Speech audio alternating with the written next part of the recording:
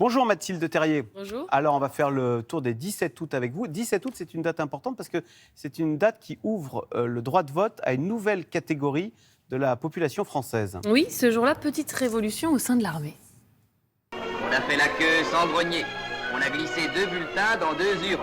Les Français et les Françaises les plus variés ont dit leurs mots, oui ou non, et choisi une liste.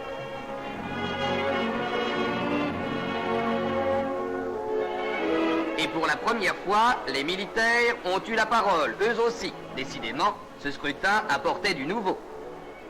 Un an après les femmes, le 17 août 1945, la Grande Muette obtient, elle aussi, le droit de vote. Jusque-là, les militaires en étaient exclus. Devoir de réserve oblige. Ils n'avaient pas le droit de se prononcer sur les scrutins. La première fois qu'ils exercent ce nouveau droit, c'est en octobre de la même année pour les élections législatives et le référendum pour l'Assemblée nationale constituante. Alors on avance un petit peu plus dans le temps. On part le 17 août 1950 et c'est un nouveau loisir aquatique dont vous nous parlez. Oui, si vous êtes en vacances en bord de mer, à mon avis, ça va peut-être vous inspirer.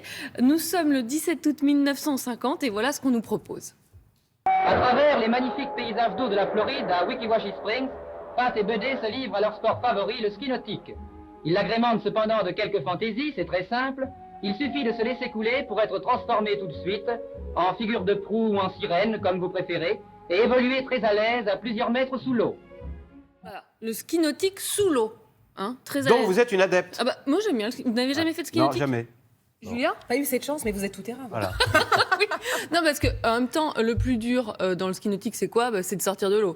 Donc, je sais pas, non, on n'en a jamais fait. Je vous, Julia. vous le dis. Donc C'est on le plus vous dur, croit. c'est Note d'être pour sur plus les tard. skis. Donc Next. sous l'eau, c'est pas mal.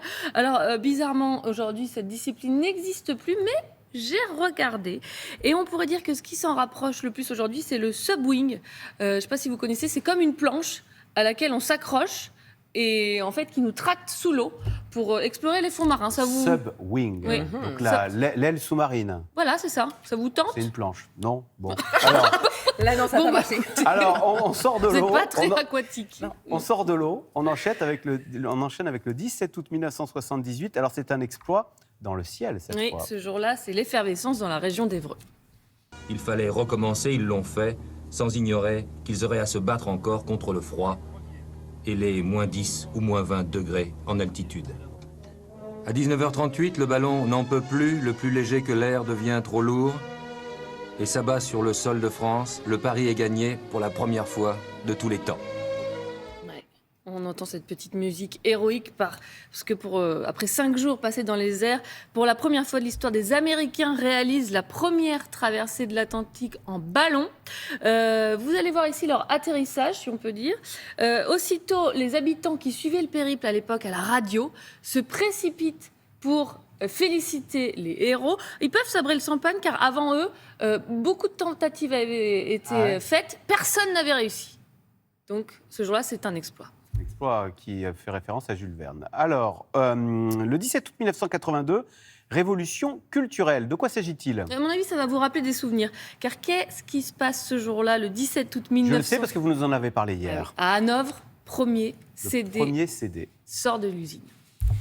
Ce petit disque de 12 cm de diamètre seulement permet l'enregistrement d'une heure de musique, d'où son nom de compact disque. À côté de lui, le traditionnel 33 tours fait déjà figure d'ancêtre. Nous pensons que le 33 tours traditionnel disparaîtra dans une dizaine d'années. Un visionnaire, cet homme. Hein. Ouais, du coup, Quel tous nos succès. 33 tours, il fallait tout racheter en CD. Oui, aujourd'hui, le vinyle, il dépasse... revient à la mode. Et même, l'année dernière, il y a eu plus de vinyles vendus que CD. CD. Mais le CD n'a pas dit son dernier mot pour autant. Le compact disque, l'on doit d'ailleurs à l'alliance inédite de Sony et de Philips, qui a permis donc cet nouvel objet. Vous vous souvenez du premier album que vous avez acheté ? Et non, je m'en souviens pas. Je me souviens de mon premier lecteur CD en 1984, parce que ça valait cher à l'époque. Hein. Vous vous souvenez pas ce que vous Je écoutiez ? crois que c'était Téléphone Dure Limite. Julien ? Vanessa Paradis, je pense. J'étais fan. Bon, pas mal. Moi, celui qu'on m'avait offert, c'est un peu la honte, c'était les J-Squad. Les quoi Les G-Squad. Un boys connais même band. pas. Je vous expliquerai ça tout à l'heure. De génération. En tout cas, le CD a permis la démocratisation d'un nouveau genre. Et à votre avis, l'album le plus vendu de tous les temps ? Les G-Squad. Non. Thriller, Michael Jackson. Bah bravo. Mais 66 millions de copies écoulées. Personne l'a battu jusqu'à présent. Bon, merci Mathilde. Donc on sait quoi vous offrir pour votre anniversaire. Ça va, j'avais 10 ans. Voilà.